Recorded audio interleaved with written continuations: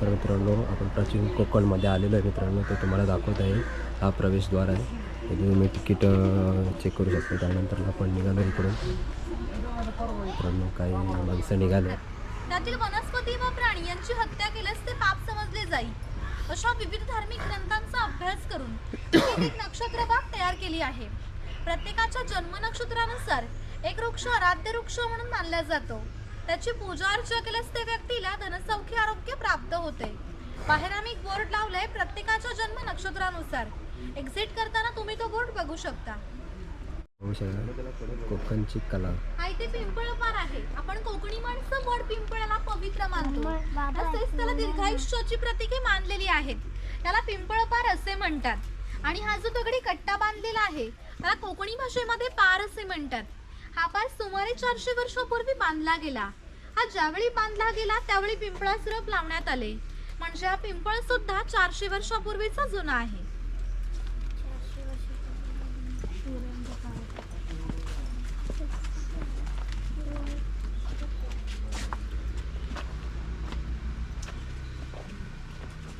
हा इकडे शिलालेख आहे. या शिलालेखावर लिहिलेली कविता कवी माधव यांनी 100 वर्षापूर्वी लिहिली.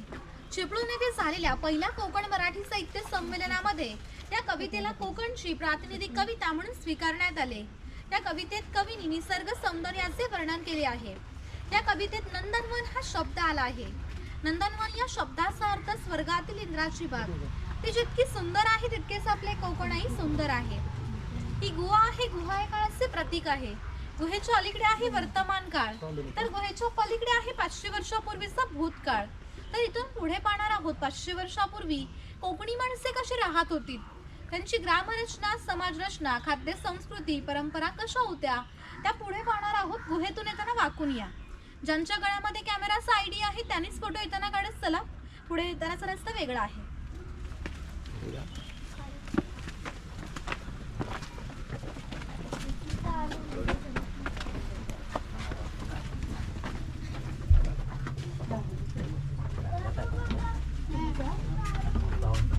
अशा तऱ्हेने आपण मित्रांनो चाललो आहे गुहेतून बाहेर. बघू शकता हे कोकमचं झाड आहे. याला जी फळे येतात त्याच्यापासून कोकम आगळ व कोकम सरबत तयार केले जाते. त्यांच्या बियांपासून तेल काढले जाते. तसेच याचा वापर कैलास जीवन सारख्या क्रीम मध्येही केला जातो. आणि या बाजूला अजगर स्टॅच्यू दाखवलाय बघा.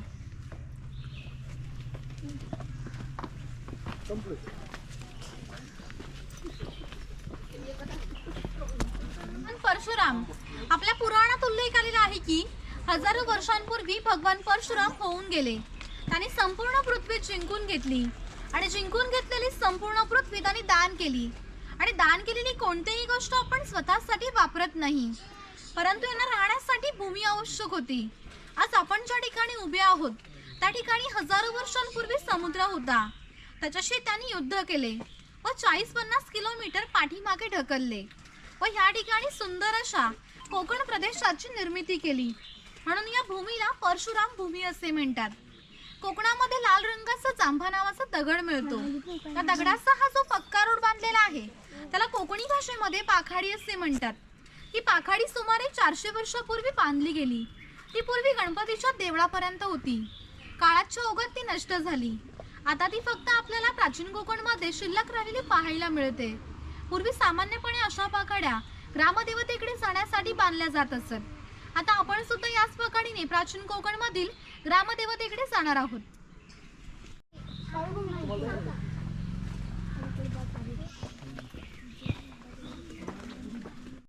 कोकणातील दुर्गम पर्वतामध्ये वनवासी लोक राहत असत. त्यामध्ये भिल्ल व कातकरी लोकांचा समावेश आलेला होता. त्यामध्ये हा कातकरी समाज दाखवला आहे.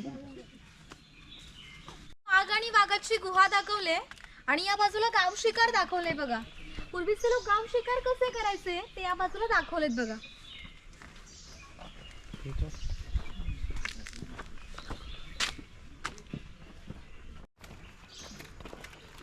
आहे त्रिफळाची फळे जंतुनाशक असतात म्हणून यांचा वापर शेतकरी धान्य साठवण्यासाठी करतो. तसेच याचा वापर गरम मसाल्यासारख्या पदार्थांमध्येही केला जातो. माडीवाला दाखवलाय ताडी माडी काढणारा.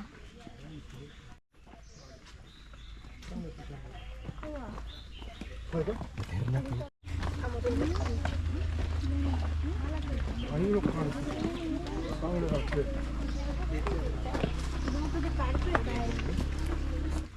आमच्या ग्रामदेवतेचं मंदिर आहे. पूर्वी धार्मिक संस्था गाव नियंत्रित करत असत. गावातील सगळे लोक इथे एकत्र येत असत. जर गावातील दोन व्यक्तींची भांडणे झाली तर सगळा गाव एकत्र येऊन गावप्रमुख न्यायदान करीत असे. आणखी एक महत्त्वाचं वैशिष्ट्य म्हणजे जगभर अशी प्रथा आहे की प्रत्येक जाती धर्माचे लोक हे आपापल्या देवाकडे जातात व देवाचं दर्शन घेतात.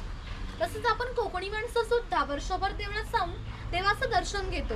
पण जेव्हा शिमग्याचा सण येतो तेव्हा हाच देव पालखीमध्ये बसून प्रत्येकाच्या घरोघरी नेला जातो. म्हणजे कोकणी माणूस आणि देव यांचं नातं इतक्या जवळचं आहे की आमचं त्याच्याकडे येणं जाणं असतं. तसंच या देवीचं नाव आहे वाघजाई. हे नाव मी जाणीवपूर्वकच ठेवलंय. असं म्हणतात की ज्या निसर्गात वाघ आहे तो निसर्ग समृद्ध असतो.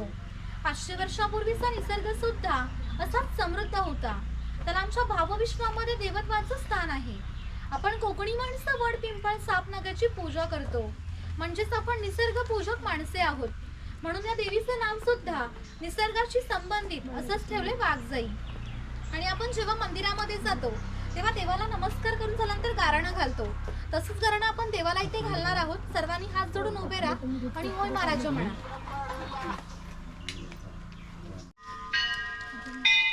आई वरजाई महाकाली महासरस्वती प्रमुख पंचतन बरामदेव महाराजा. आज वय प्राचीन कोकण बघायला लांब लांबनं पर्यटक आलेले आहेत. तर आपली सगळी पोरा टोरा बाया माणसं म्हातारे कोतारे सगळे तुझ्या पायाशी दर्शन घ्यायला आलेले आहेत. तर कोणाची ढोकरा कोपरा दुखत असतील, कोणाला डायबिटीस झालेला असेल, कोणाची बायपास झालेली असेल. तर आता मी काय तुला सगळं सांगित राहत नाही आहे. पण जी काय त्यांच्या मागं इडा पिडा असेल वाकडा तिकडा असेल तर सगळं दूर कर रे महाराजा.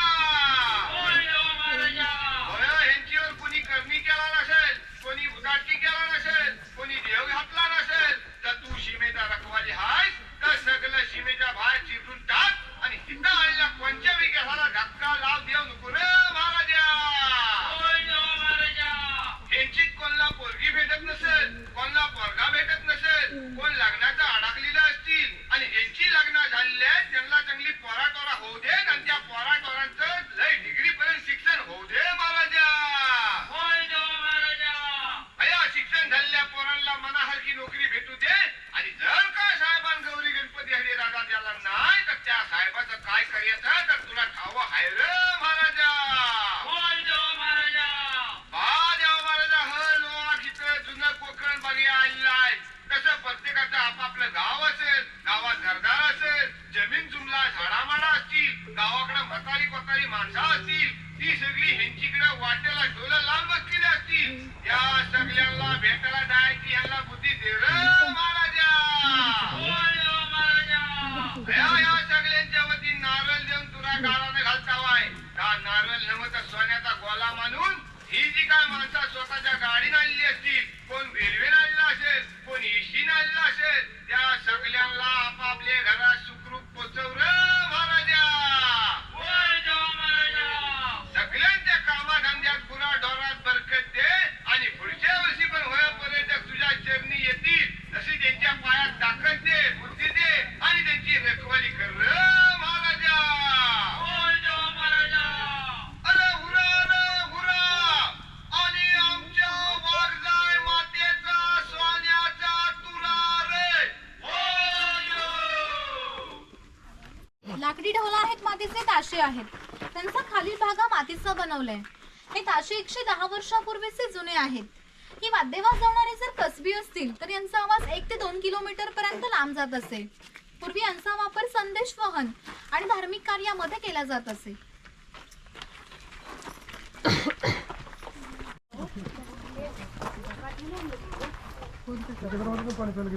हा इथे चव्हाटा देव आहे. असं म्हणतात की कोकणात भरपूर भूत असतात.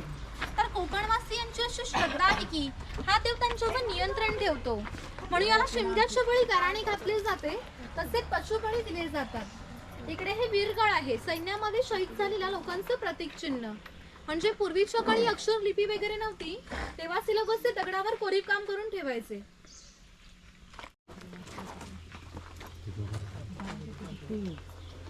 इथे कडक लक्ष्मी दाखवले बघा.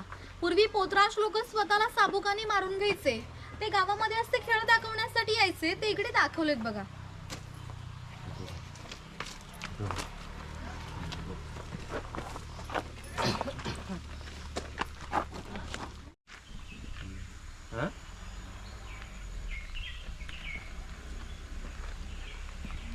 लोक समुद्राच्या इतकी जवळ राहतात की समुद्राच्या भरतीचे पाणी त्यांच्या घराला लागून जाते.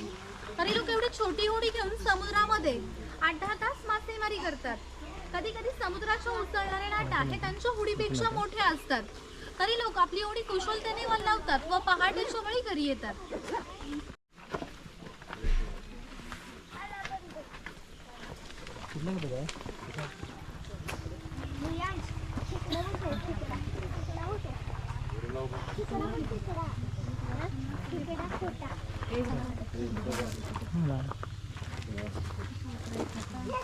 नाभिक आहे. पूर्वी कोकणामध्ये 12 बलुतेदार पद्धत अस्तित्वात होती.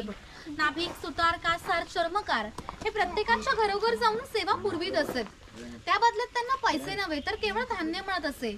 म्हणजे एका कुटुंबातील पुरुषाच्या घरी जाऊन केसवदाणी करण्यासाठी वर्षभराची चारपायली म्हणजे आताचे 8 किलो धान्य मिळत असे. एवढ्या अल्प मोबदल्यात ही लोक समाजाची सेवा करीत असत. आणि आमच्या नाभिकाविषयी आणखी थोडं मजेशीर वर्णन आमच्या लोकसाहित्यामध्ये आढळतं. असं म्हणतात की गावातील प्रत्येक गोष्ट ही नाभिकाला माहीत असते आणि नाभिकाला माहीत असलेली प्रत्येक गोष्ट ही गावभर होते. ज्या अर्थी तुम्ही इथे आलात ती गोष्ट नाभिकाला समजली, त्या अर्थी ती संपूर्ण गावाला समजली. आमचं संपूर्ण गाव तुमच्या स्वागतासाठी उत्सुक आहे. प्रथेप्रमाणे आपण खोताच्या घरी जाऊ, मग गावात फेरफटका मारू.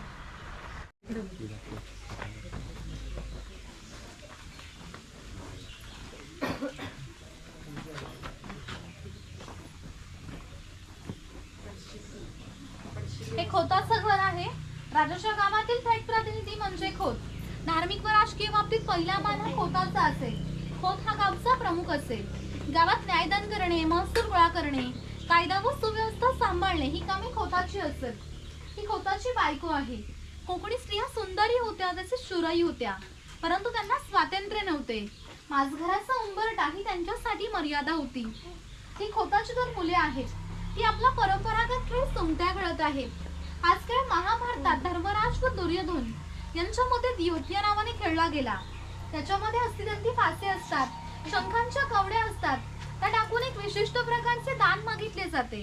त्यानुसार या सोंगट्या पुढे मागे सरकवून हा खेळ खेळला जातो. हा खेळ खेळणारे जर कसबी असतील तर हा खेळ 1-2 रात्र सहज रंगत असे. इतका हा मजेशीर खेळ आहे. या घराची रचना पहा. खोच्या उंचवटीवर बसले त्याला ओटी असे म्हणतात. मान्यवरांनी ओटीवर बसायचे. ही जी समोर आहे ती पडवी. सर्वसामान्यांनी पडवीला बसायचे. तर खोताच्या डाव्या साईडला आहे स्वयंपाकघर, तर खोताच्या उजव्या साईडला आहे देवघर आणि खोताच्या मागच्या साईडला आहे माझघर म्हणजे पूर्वीची बेडरूम. घराचे छप्पर पहा. वरती छोटे छप्पर, मध्ये गॅप खाली मोठे छप्पर. कोकणातील घरांमध्ये उष्णता फार असते.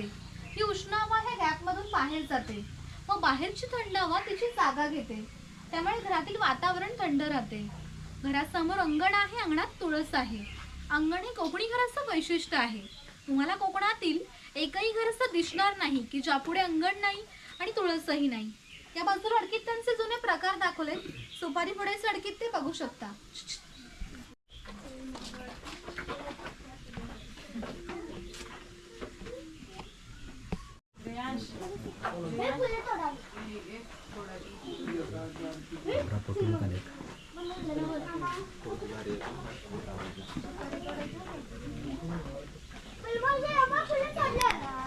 फोटो काढ.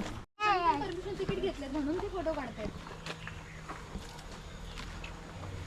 या बाजूला बघा, इथे लहान मुलगा पाटाच्या पाण्यावर खेळताना दाखवलाय बघा.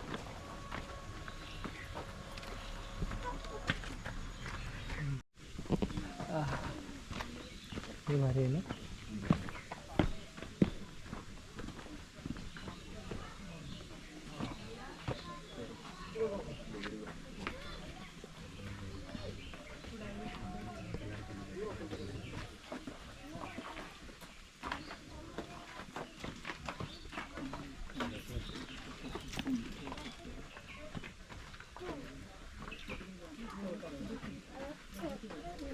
गवताचं घर याच्या अपुऱ्या कपड्यांवर जाऊ नका.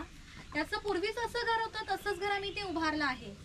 ही जी पेटलेली चूल दिसते तिला कोकणी भाषेमध्ये पिरसा असे म्हणतात.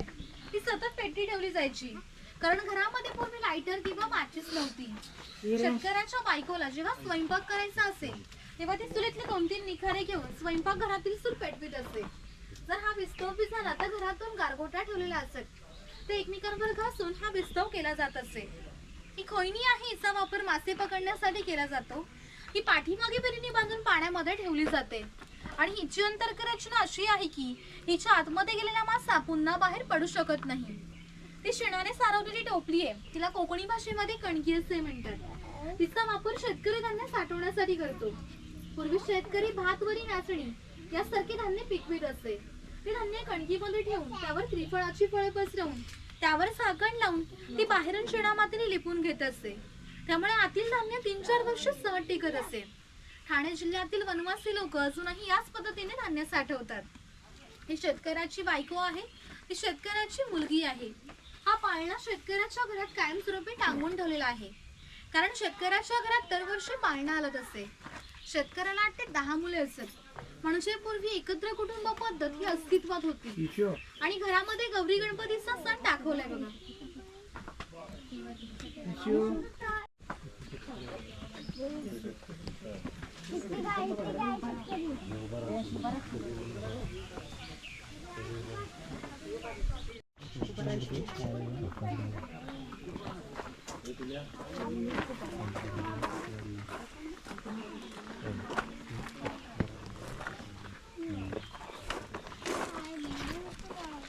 आईकडे कुंभार आहे.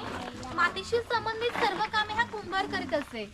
गणपती आले की गणपतीच्या वेळी लाल मातीचे गणपती तयार करणे, दिवाळीच्या पणत्या तयार करणे, उन्हाळ्याच्या मडकी तयार करून ती प्रत्येकाच्या घरोघरी नेऊन पोहोचवण्याचे काम हे कुंभाराचे असे. आणि हे जे सफेद रंगाचं मडकं आहे ते माडी काढायचं मडकं आहे. कोकणामध्ये नारळाची झाडं मोठ्या प्रमाणात असतात. त्यांना नारळ येण्यात ही पोई येते.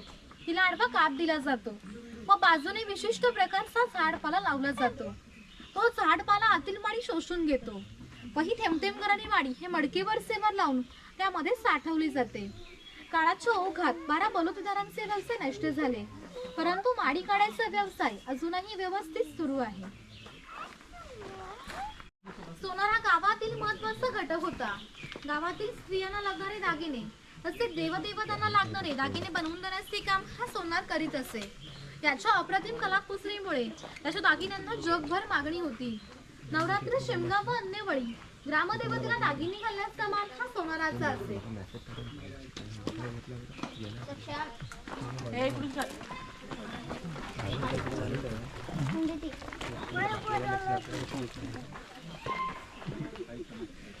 हाय ते वाणी आहे. सौंड राजापूर दाभोळ या कोकणातील बंदरांना 5000 वर्षांपूर्वीचा इतिहास आहे. त्या बंदरांमधूनच भारतीय व्यापाऱ्यांनी जगाशी व्यापार केला. येथून मिळणाऱ्या वस्तूंमध्ये हस्तकौशल्याच्या वस्तू, शंख, शिंपले, तलम, कापड इत्यादी वस्तूंची निर्यात हा वाणी करीत होता. त्या बदल्यात संपूर्ण जगातून भारतात सोने येत होते. म्हणजे भारताने जे सुवर्णी गणवले त्याचे प्रवेशद्वार ही कोकणची प्रमुख बंदरे होती.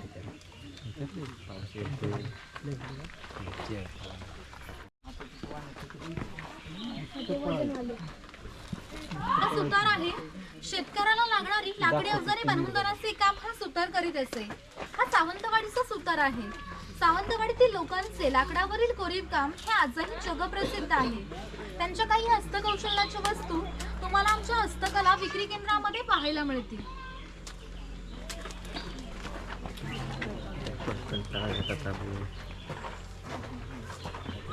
आणि या बाजूला दरवेशी आणि गारुडी दाखवलंय बघा. हा साप पकडतो मी छान.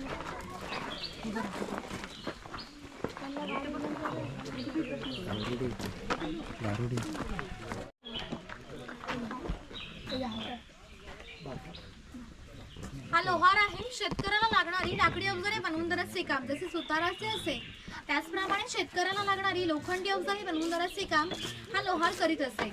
500 वर्षापूर्वी कोकणाची राजकीय परिस्थिती अस्थिर होती. बरेचसे लोक सैन्यामध्ये होते.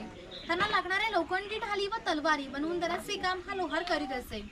आणि याचे वैशिष्ट्य म्हणजे काहीशे वर्षांपूर्वीच्या जुन्या तलवारी भट हली मराठा खोत यांच्याकडे आहेत. त्यांना अजूनही गणित आलेली नाही. त्यांची दरदसऱ्याला पूजा केली जाते.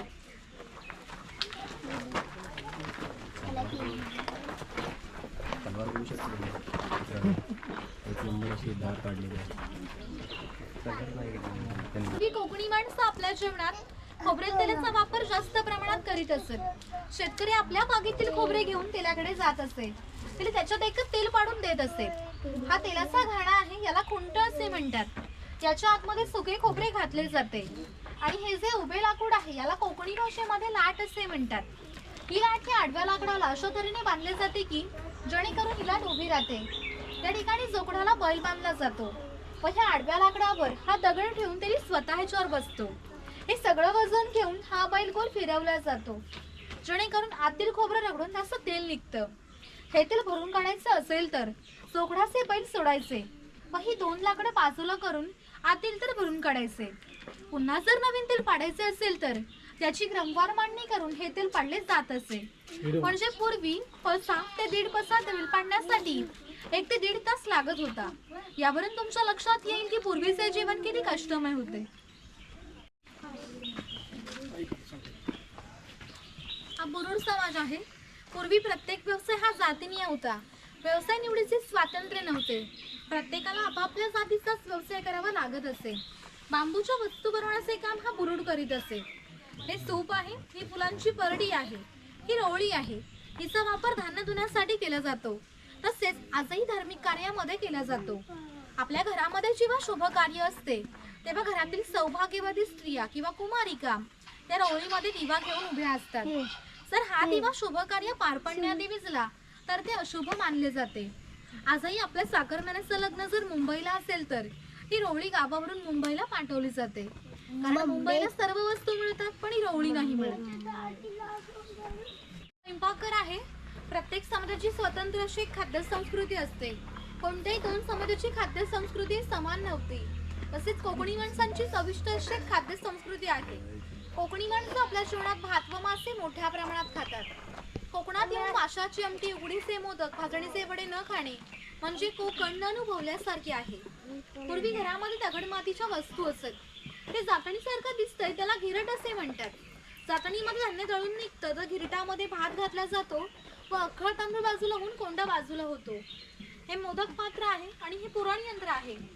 याच्या आतमध्ये डाळ घातली जाते व हे 2 उलटसुलट फिरवून आतली डाळ वाटून निघते. वाटलेली डाळ याच्या खाली पडते. तिच्या गोड पुरणपोळ्या केल्या जातात. आणि इथे हे शेवया काढायचं लाकडाचं यंत्र आहे. वरती चहाची किटली आहे. त्याच्या बाजूला जेवणाचा डब्बा आहे. वरती बघा पाण्याचे तांबे आहे. खाली 3 डब्बे आहेत. बाजूने 2 चमचे आहेत. त्याने ते लॉक केलेलं आहे. हे दगडी उकळ आहे. पूर्वी याचा वापर भाताचे पोहे काढण्यासाठी करत. आपल्या घरामध्ये जो भात असतो तो रात्री पाण्यामध्ये भिजत ठेवला जातो व सकाळी त्यातले पाणी काढून तो भात पोह्याच्या खापरावर भाजला जातो व तो भात या उकळामध्ये टाकून त्या तुकड्याच्या साहाय्याने काढला जातो. तेव्हा ते पोहे तयार होतात. यावरून तुमच्या लक्षात येईल की पूर्वीचे जीवन किती कष्टमय होते आणि हजारो वर्ष ही लोक याच पद्धतीने जगत होते. आणि इथे घरामध्ये जुन्या काही वस्तू दाखवल्यात बघा.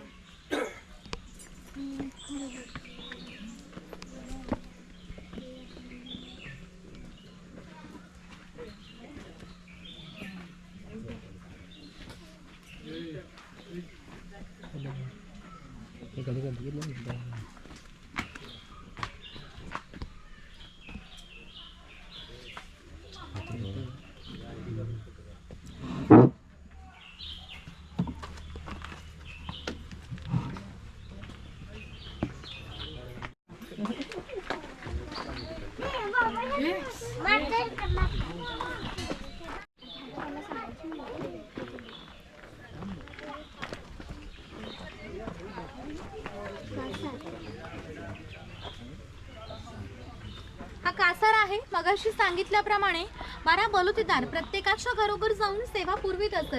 त्याप्रमाणे हा कासार या मुलीच्या घरी आला आहे. हे या मुलीचं घर आहे. या मुलींची लग्न वयाच्या 8व्या व 10व्या वर्षी होत असत. तोपर्यंत या मुलींना बांगड्या भरण्याचा कोणताही मोबदला या कासाराला मिळत नव्हता. ज्यावेळी या मुलीचं लग्न होई त्यावेळी या मुलीचे वडील या कासाराला एक सोन्याचा दागिना देत असे.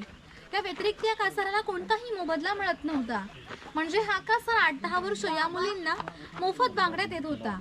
म्हणजे पूर्वीची समाजरचना ही एकमेकांच्या विश्वासावर आधारलेली होती. थोडक्यात 12 बलुतेदार आपला नफा किंवा तोट्याचा विचार न करता आपले एक कर्तव्य म्हणून काम करत होते.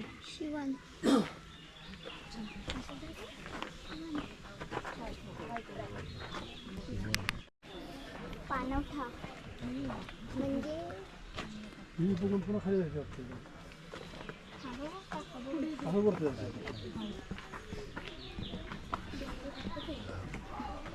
पाणवठा आहे. पूर्वी प्रत्येक गावामध्ये भरपूर मोठे जंगल होते, त्यामुळे पाणी मोठ्या प्रमाणात उपलब्ध होते. ज्या ठिकाणी उंचावट्यावर बारमाही पाणी असे तेथे धरण बांधून हे पाणी प्रत्येकाच्या घरोघरी पाटाच्या साहाय्याने नेले जात असे. त्या पाण्यारांच्या नाळी पोपळीच्या बागा व उन्हाळी भातशेती होत असे. उन्हाळी भातशेतीला पाणी भरपूर प्रमाणात लागत होते, तेवढे पाणी प्रत्येक गावामध्ये उपलब्ध होते. ग्रामदेवतेनंतर पाणवठा असे एकमेव ठिकाण आहे की ज्या ठिकाणी सगळा गाव इथे एकत्र येत होता. गावातील स्त्रिया पाणी भरण्यासाठीच होत्या, तसेच गुराख्यांसारखे व्यावसायिक हे गुरांना पाणी देण्यासाठीच होते. म्हणजे आमच्या ग्रामीण जीवनाचं मध्यवर्ती केंद्र हे आमचं पाणवठा होतं. आणि वरती खवले मांजर दाखवले बघा.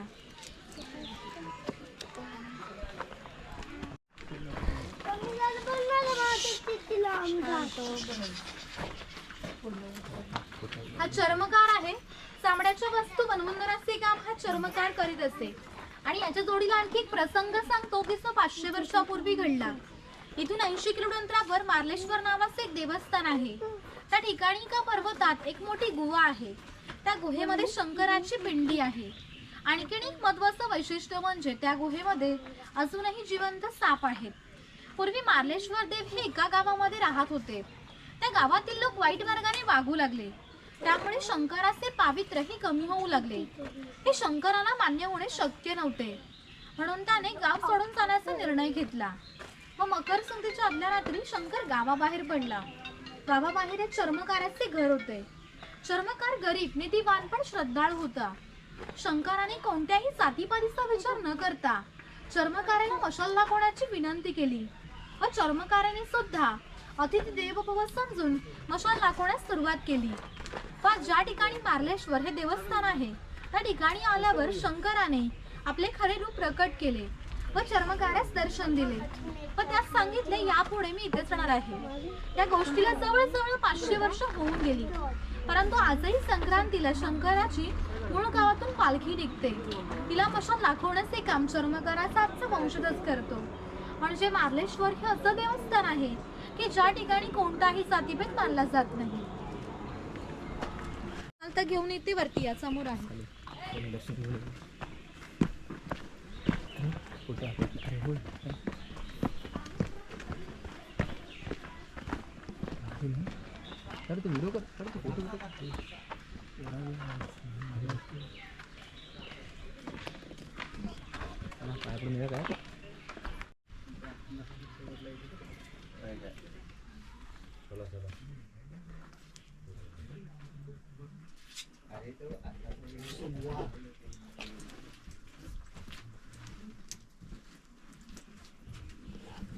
शिवशंभू शिवशंभू कैलास राणा.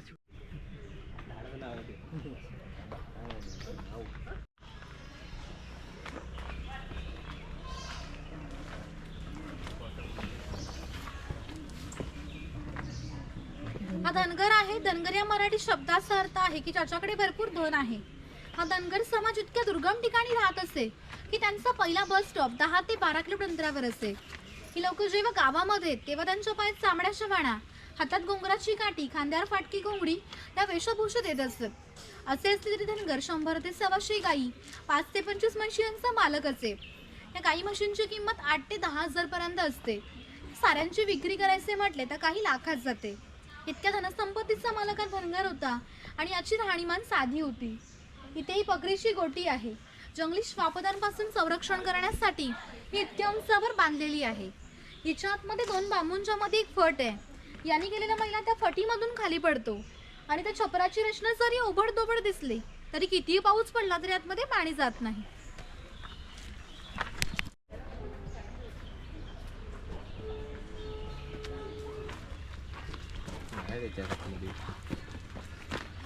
झाड आहे. याच्या आतील लाल रंगाच्या खोडापासून कात तयार केला जातो. जो पानामध्ये खातात तो कात हा वेगवेगळा आहे झाडाच्या आतल्या खोडापासून.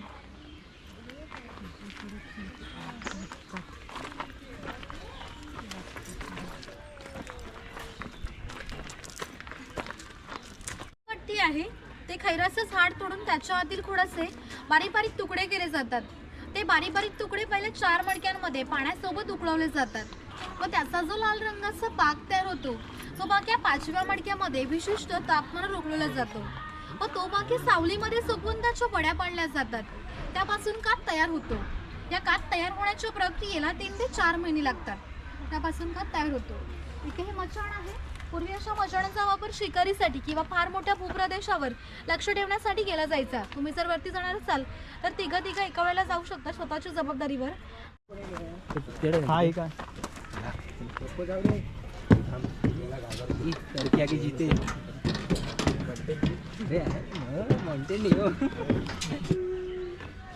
भारी पूर्ण दिसतं रे सगळीकडचं. शिकारी का दिसतोय का? भालू आहे खाली रे. हे बसून जाऊया काय घसरत? भालू दिसते भालू. बागावर फोटो काढाय सगळ्यांनी. इकडे आहेत. हे बघ इकडे आहेत रे.